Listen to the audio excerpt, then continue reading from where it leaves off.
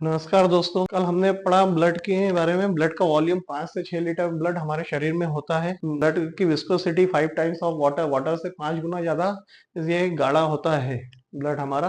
PH level हमने पढ़ा जो स्लाइटली अल्कलाइन 7.4 फिक्स पीएच होता है। ब्लड का कलर आर्टरी में अलग और वेन्स में अलग हमने पढ़ा। आर्टरी में ब्राइट रेड और वेन्स में डार्क रेड ना ब्लड का कलर होता है, क्योंकि आर्टरी में ऑक्सीजन की मात्रा अधिक रहती है और वेन्स में कार्बन डाइऑक्साइड की मात्रा अधिक रहती है, इसलिए इन दोनों में कलर में चेंजेस आता है। ब्लड की ग्रेविटी हमने पढ़ी 1.055 टू 1.060। ये पानी से ज्यादा ग्रेविटी इसकी रहती है ब्लड की। ब्लड का वेट कितना हम कल पढ़ा, बॉडी वेट का आपका 8% आपका वजन ब्लड का होता है।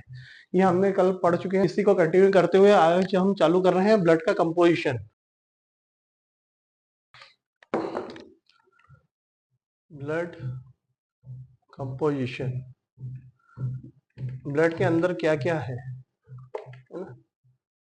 सबसे पहले फर्स्ट है प्लाज्मा।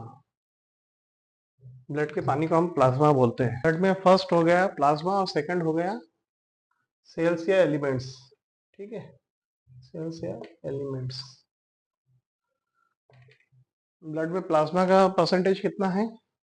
55% प्लाज्मा ब्लड में मौजूद होता है और सेल्स और एलिमेंट 45% ब्लड में मौजूद होते हैं।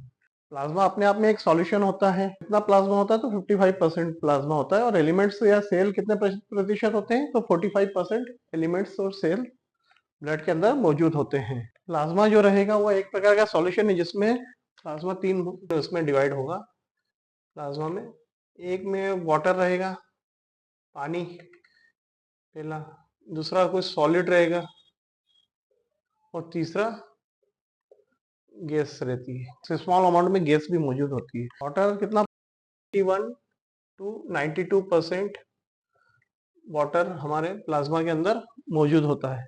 सॉलिड 7 टू 8% परसेंटेज में सॉलिड रहता है। ठीक है, और स्मॉल अमाउंट में 0 टू 1% गैस मौजूद रहती है हमारे प्लाज्मा के अंदर। गैस कौन सी होगी? O2 oxygen, CO2 carbon dioxide और नाइट्रोजन। तीन तरह की गैस होती है प्लाज्मा में। सॉलिड फिर दो प्रकार का हो जाएगा। एक पहला ऑर्गेनिक और सेकंड हो गया इनऑर्गेनिक।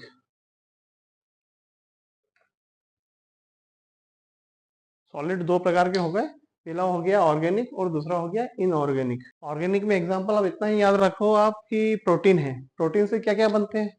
जैसे प्रोटीन है एंजाइम, हार्मोन्स। ठीक है, हार्मोन्स हो गए अपना। प्रोटीन से और क्या बनता है? Amino acid. Protein, enzyme, hormone जो प्रोटीन से बनी हुई चीजें ऑर्गेनिक। ऑर्गेनिक में है और जैसे लिपिड, कार्बोहाइड्रेट, ईटीसी। इनऑर्गेनिक में सारे मिनरल मेटल्स, सोडियम, पोटेशियम ना, मैग्नीशियम, जिंक, सल्फेट, कैल्शियम, ये सब हो गए इनऑर्गेनिक। ठीक है, यदि बीमार होते हैं तो डॉक्टर बोलता है कि आप बायोकेमिस्ट्री की जांच कराओ, तो दिस इज बायो और this is chemistry. Okay, solid 7 to 8% plasma में होता है। उसमें भी दो पार्ट होते हैं, ऑर्गेनिक और इनऑर्गेनिक। और भी याद करो और क्या होते हैं प्लाज्मा में। H+ ions, acids. जब हमारा सेल मेटाबॉलिज्म प्रोसेस करता है तो जो वो वेस्ट प्रोडक्ट बनाता है, तो वह भी उस वेस्ट प्रोडक्ट में भी क्या होते हैं? H+ ions, acids, H+ ions होते हैं। और क्या बोलते हैं वेस्ट प्रोडक्ट में? यूरिया, यूरिया, क्रेटिनाइन, ये भी वेस्ट प्रोडक्ट बनाता है हमारा सेल। ये सब वेस्ट प्रोडक्ट कहाँ जाते हैं? यूरिया, क्रेटिनाइन हमारी किडनी के पास, और किडनी के पास जाकर ये शरीर से बाहर हो जाते हैं। तो ये सारी चीजें हमारे ब्लड के प्लाज्मा में मौजूद होती है। ब्लड में दूसरा हिस्सा क्या होता है? सेल्स या एलिमेंट्स। ये तीन प्रकार के होते हैं। पहला पहला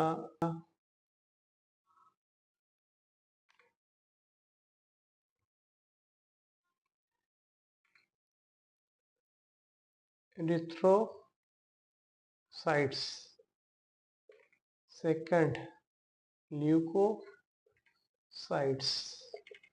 और थर्ड थ्रोम्बोसाइट्स। ठीक है, तीसरे का मतलब होता है रेड और साइट्स का मतलब होता है सेल्स। सेल कहाँ मौजूद है? ब्लड में। तो रेड ब्लड सेल या इसे आप आरबीसी। ल्यूको का मतलब होता है व्हाइट और साइट्स मीन्स सेल, कहाँ मौजूद है? ब्लड में। तो ये हो गया व्हाइट ब्लड सेल्स, इसे आप बोल दीजिए डब्ल्यूबीसी। ठीक है, आरबीसी डब्ल्यूबीसी। और थ्रोम्बो मीन्स चिपक कर गुच्छा बना लेना, प्लेट जैसे दिखते हैं ये, तो इन्हें बोलते हैं हम प्लेटलेट्स। क्या बोलते हैं? प्लेटलेट्स।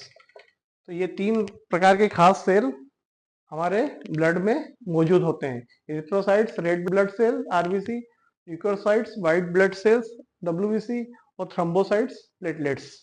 तीन प्रकार के सेल्स हमारे ब्लड में प्रेजेंट होते हैं। जो आरबीसी होती है इसमें क्या मौजूद होता है? हीमोग्लोबिन। क्या होता है इसमें मौजूद? हीमोग्लोबिन। हीमोग्लोबिन सबने नाम सुना है ना। हीमोग्लोबिन की कमी से क्या हमें क्या कौन सा रोग होता है? एनीमिया हो जाता है, ब्लड की कमी वाला रोग हमें हो जाता है। हीमोग्लोबिन कहाँ मौजूद है? आरबीसी रेड ब्लड सेल्स में। और ये क्या मदद करता है? यह शरीर से कैरी करता है ऑक्सीजन और कार्बन डाइऑक्साइड। क्या करता है? ये कैरी करता है O2 एंड CO2। ठीक है, तो पूरे समय ऑक्सीजन कार्बन डाइऑक्साइड का एक्सचेंज होता रहता है, वह हीमोग्लोबिन की मदद से ही हमारी बॉडी में होता है। कैसे होता है ये? लंग्स से ऑक्सीजन सेल्स तक देगा और सेल्स से कार्बन डाइऑक्साइड लेके लंग्स को देता है हीमोग्लोबिन। हमने रेस्पिरेटरी वाले वीडियो में देखा है ना, HbO2 बनाकर रन करता है ब्लड में ऑक्सीजन और HbCO2 बना के रन करता है कार्बन डाइऑक्साइड। तो पूरे समय हमारे शरीर में ऑक्सीजन और कार्बन डाइऑक्साइड का जो एक्सचेंज होता है वह हीमोग्लोबिन की मदद से ही होता है। फिर क्या? लिकोसाइट्स। लिकोसाइट्स में WBC है, ये बॉडी के प्रोटेक्शन में मदद करती है। काय में मदद करती है? ये बॉडी की प्रोटेक्शन करती है। इस चीज से प्रोटेक्शन करती है तो हार्मफुल बैक्टीरिया वायरस जो हमारे बॉडी में आते हैं तो उन्हें यह WBC सेल्स खा जाता है। तो ये बॉडी का प्रोटेक्शन करता है। हमारे शरीर में चाहे वह लिविंग या non living harmful agent bacteria virus से यदि हमारे शरीर को नुकसान पहुंचाते तो उन्हें WBC सेल्स मार देता है। तो कौन सा सिस्टम बनाता है? Immune system. प्रतिरोधकता क्षमता हमारी डेवलप करता है बॉडी की। कौन सा? WBC sales. थर्ड है हमारा प्लेटलेट्स, ये क्लॉटिंग में मदद करता है ना। हमारे शरीर में कहीं चोट लग जाती है, ब्लड बाहर आता है, तो ये क्लॉटिंग में मदद कर जाता है। ये गुच्छे टाइप होता है प्लेट जैसे, वहां जाके चिपक जाता है और हमारी जो घाव है उसे भरने में हमारी मदद करता है। ठीक है, स्टॉप ब्लीडिंग, ब्लीडिंग स्टॉप करता है। तो ये तीन प्रकार के खास सेल्स हैं हमारी बॉडी में ब्लड के अंदर। जब वेसल्स फटते हैं तो ब्लीडिंग होती है, तो ये ब्लीडिंग रोकने में हमारे शरीर की मदद करता है थ्रोम्बोसाइट्स प्लेटलेट्स। तो आपने क्या कहा? शरीर में ये तीन प्रकार के सेल्स मौजूद हैं। देखो, अब आपने कहा कि ब्लड के कंपोजिशन में दो चीज हुए, पहला हो गया प्लाज्मा और दूसरा हो गया सेल्स एलिमेंट्स। क्या फर्क है प्लाज्मा और सेल्स में दोस्तों? प्लाज्मा अपने आप में एक सॉल्यूशन, एक घोल है ना। एक घोल जिसमें पानी है, एक घोल जिसमें सॉलिड है और एक घोल जिसमें कुछ अमाउंट में गैस है। प्लाज्मा अपने आप में एक सॉल्यूशन हो गया। मतलब एक गिलास पानी ले लो, उसमें शक्कर डाल दो, उसमें नमक डाल दो, तो एक घोल बन जाएगा। उस घोल को हम क्या नाम देते हैं? प्लाज्मा। ठीक है, अब उसी घोल में यदि आप रेत डाल दोगे तो वो घुल नहीं पाएगी। नाम दोगे हमारे एलिमेंट्स, सेल्स। तो प्लाज्मा एक प्रकार का सॉल्यूशन है जिसमें कुछ चीजें डिसॉल्व नहीं होती और ये नॉन डिसॉल्विंग चीजों को हम बोल देते हैं एलिमेंट्स, है ना, और सेल्स। ठीक है, हमारे ब्लड में प्लाज्मा और एलिमेंट्स सेल्स मौजूद होते हैं। कितने प्रकार के सेल्स होते हैं ब्लड में? तो तीन प्रकार के सेल्स हमने पढ़े अभी, आरबीसी, डब्ल्यूबीसी और platelets. Okay, clear now. Now function of blood. Blood के क्या क्या फंक्शन हो सकते हैं? ब्लड के फंक्शन फंक्शन ऑफ ब्लड। पहला रेस्पिरेटरी फंक्शन। ब्लड हमारा रेस्पिरेशन में मदद करता है। ब्लड में एक खास सेल्स अभी हमने पढ़ा, वो होता है आरबीसी। आरबीसी में क्या मौजूद होता है? हीमोग्लोबिन। आरबीसी के अंदर क्या भरा होता है? ये हमारा सेल आरबीसी सेल ब्लड के अंदर, और इसके अंदर भरा रहता है हीमोग्लोबिन। हीमोग्लोबिन, ठीक है। हीमोग्लोबिन क्या करेगा? जब हम सांस लेते हैं तो लंग के अंदर क्या होते हैं? एल्वोलाई। ये हमारा लंग,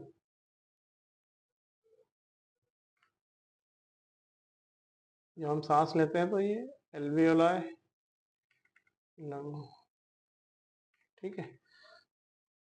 ये ब्लड वेसल्स, इसमें RBC, red blood cells RBC, इसके अंदर हीमोग्लोबिन। हीमोग्लोबिन, जब हम सांस लेते हैं तो लंग्स के एल्वोलाई से ऑक्सीजन और टू ऑक्सीजन यहाँ से कहाँ जाती है? ब्लड में। ब्लड के हीमोग्लोबिन के साथ मिलकर आगे रन करती है। एल्वोलाई और हीमोग्लोबिन आपस में कोऑर्डिनेट करते हैं। ऑक्सीजन ब्लड के तक आ गई और CO2 हीमोग्लोबिन से CO2 कहाँ चली गई? लंग के अंदर एल्वोलाई में, और यहाँ से स्क्रीट आउट हो जाती बाहर। बेसिक काम क्या हुआ? यह हीमोग्लोबिन जो बनेगा वो बॉडी के सेल्स को पहुंचाता है ऑक्सीजन। ये हमारा सेल्स, यहाँ से O2 सेल्स यूज करते हैं ऑक्सीजन, और जो सेल्स द्वारा कार्बन डाइऑक्साइड बनाता है ये हीमोग्लोबिन में आता है, या हीमोग्लोबिन से एल्वुलाई से होते हुए हमारे शरीर से बाहर हो जाती है। लंग से ऑक्सीजन ली हीमोग्लोबिन ने प्रत्येक बॉडी के हर प्रत्येक सेल को यह ऑक्सीजन दी।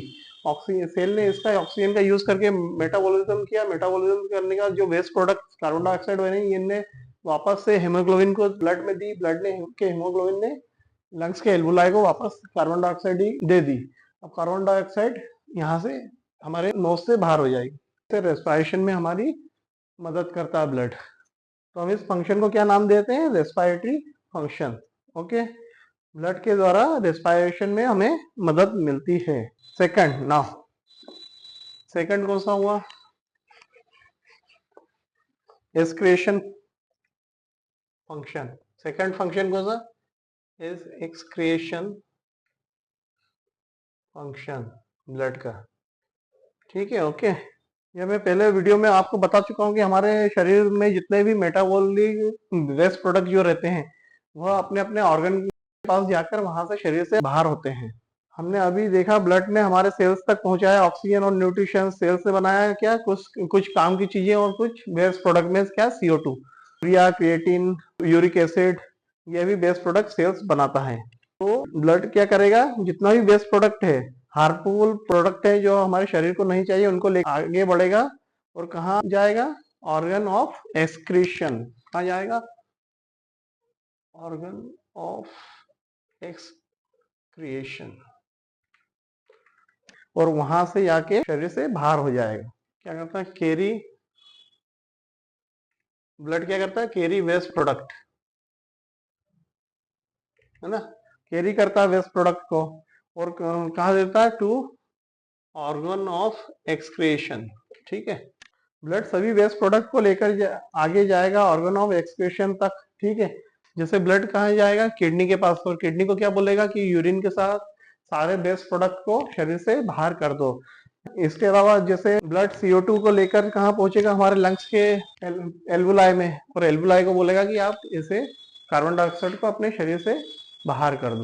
तो यह दूसरा फंक्शन हुआ एक्सक्रीशन फंक्शन। तो ब्लड क्या करता है? सारे मेटाबॉलिक वेस्ट प्रोडक्ट को ऑर्गन ऑफ एक्सक्रीशन तक ले जाता है, और वहां से सारे वेस्ट प्रोडक्ट एक्सक्रीट आउट हो जाते हैं, शरीर से बाहर चले जाते हैं। ब्लड का अगला कार्य क्या है? न्यूट्रिशन।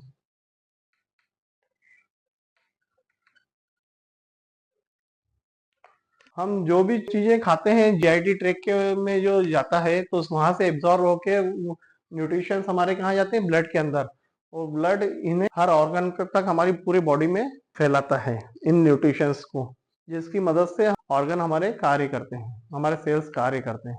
ब्लड क्या करता है, ट्रांसपोर्ट करता है सभी न्यूट्रिएंट्स को हमारे बॉडी के प्रत्येक सेल्स के पास, है ना। तो इसे बोलेंगे न्यूट्रिशन कहा या ट्रांसपोर्ट ऑफ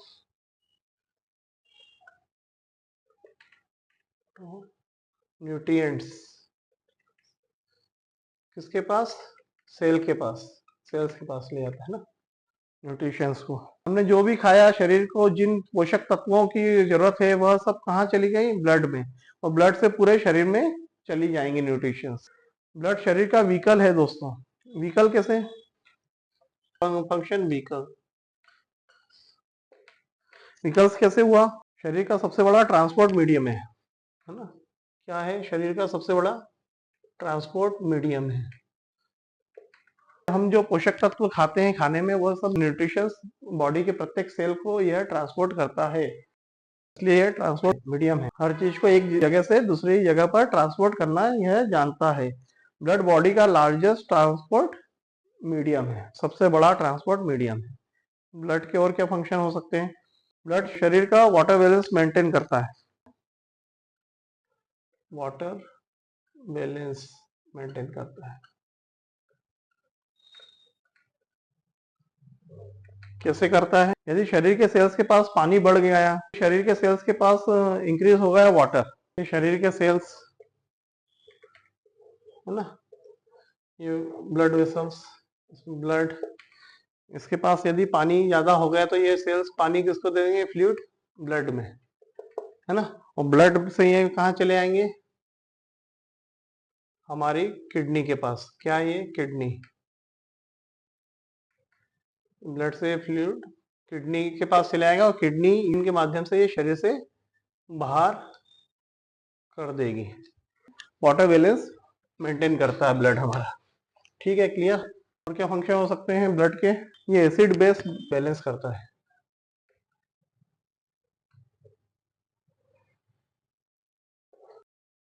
बॉडी का एसिड बेस बैलेंस करता है।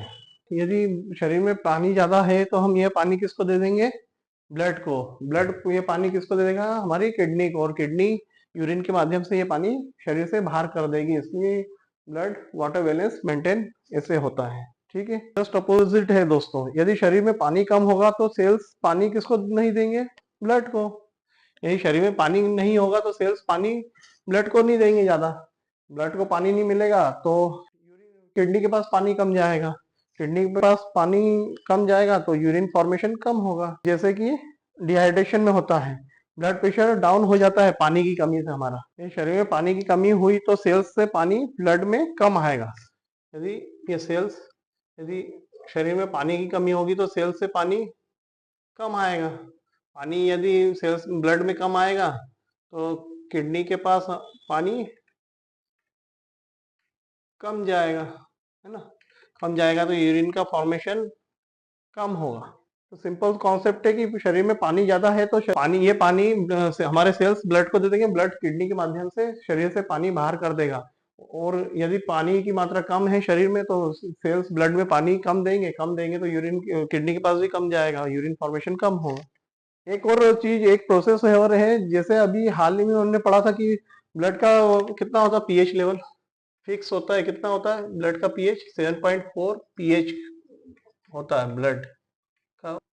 ब्लड का पीएच 7.4 फिक्स होता है। हमने एक वर्ड और भी बोला था कि ब्लड बफर होता है, बफर मतलब फिक्स होता है, इसका पीएच फिक्स होता है, ये अपने पीएच को बदलने नहीं देता है, बफर है ना।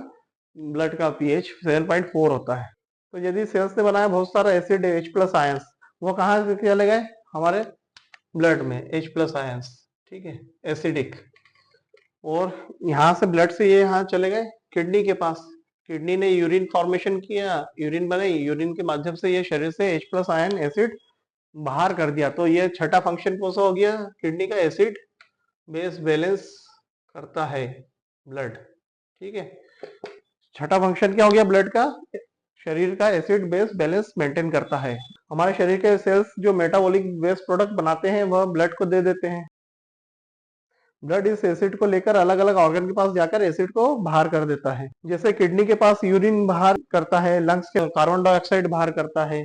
इस सब कॉन्सेप्ट में क्या क्या चीजें हुई, पहली बात तो एसिड सेल्स ने अपने पास नहीं रखा, दूसरी बात क्या हुई, एसिड ब्लड उतना ही रखता है जितना जब तक उसका 7.4 पीएच तक एसिड अपने पास ब्लड अपने पास रखता है। उसके ज्यादा होता है यदि एसिड, तो वह शरीर के ऑर्गन के पास चले जाता है लेकर उस एसिड को, और ऑर्गन अपने अपने जरिए से उसको शरीर से बाहर कर देते हैं। और तीसरी बात, एसिड कहाँ से बाहर आ जाता है? किडनी के माध्यम से। यूरिन का पीएच करीब कितना होता है? यूरिन का पीएच 4 to 6 पीएच होता है यूरिन का। यूरिन का पीएच कितना है? 4 से 6 पीएच एसिडिक रहता है ये, क्योंकि यूरिन से बहुत सारा एसिड हमारा शरीर से बाहर होता है। तो इस तरह से ब्लड शरीर का एसिड बेस बैलेंस मेंटेन करता है। एसिड ज्यादा है तो उसको बाहर कर देगा, एसिड कम है तो उसको शरीर में बचा लेगा। इसी तरह ब्लड कभी कभी आयंस बैलेंस भी मेंटेन करते हैं। आयंस बैलेंस का मतलब क्या होता है? बहुत सारा आयंस होते हैं, सबसे कॉमन देख लो तो हमारे सोडियम पोटेशियम आयंस। तो जब आपके शरीर में आयंस ज्यादा हो जाएंगे तो ब्लड अपने फिक्स पीएच 7.4 तक रखता है। इससे ज्यादा होने पर उनको बाहर कर देता है किडनी की मदद से। और यदि ये जब कम होंगे तो ब्लड इन्हें बचा लेगा, आयंस को। तो ये 7वां पॉइंट क्या है? आयंस मेंटेन करता है। This are the function of blood. ये सभी फंक्शन ब्लड के थे। अब हम कल नया चैप्टर लेंगे। अभी तक के लिए इतना ही। धन्यवाद। हमारे वृंदावन में एक बुजुर्ग माता रहती थी।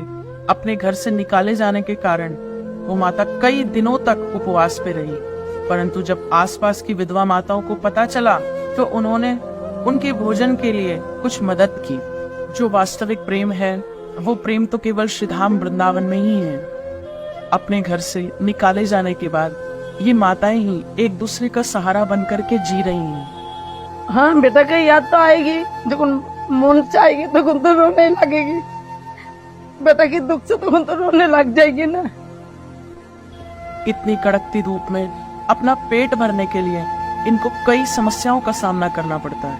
कुछ यात्री आते हैं और केवल केले और बिस्किट देकर के चले जाते हैं। 40-45 डिग्री वाली भयंकर गर्मी के कारण ये माताएं बाहर निकल करके और भिक्षा भी नहीं मांग सकती। इसलिए हमारी संस्था प्योर डिवोशन फाउंडेशन इन माताओं के लिए राशन की उचित व्यवस्था इन्हीं की भजन कुटी तक उपलब्ध कराती है।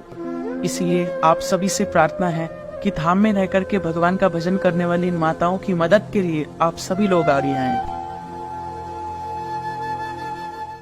यदि आप भी इस एनजीओ से जुड़ना चाहते हैं या अपना योगदान देना चाहते हैं तो आप इनकी वेबसाइट www.thepuredevotion.in पर जाकर एक बार जरूर सर्च करें। और मेरा विशेष अनुरोध है कि आप प्लीज एक बार जाकर उसे सर्च जरूर करें।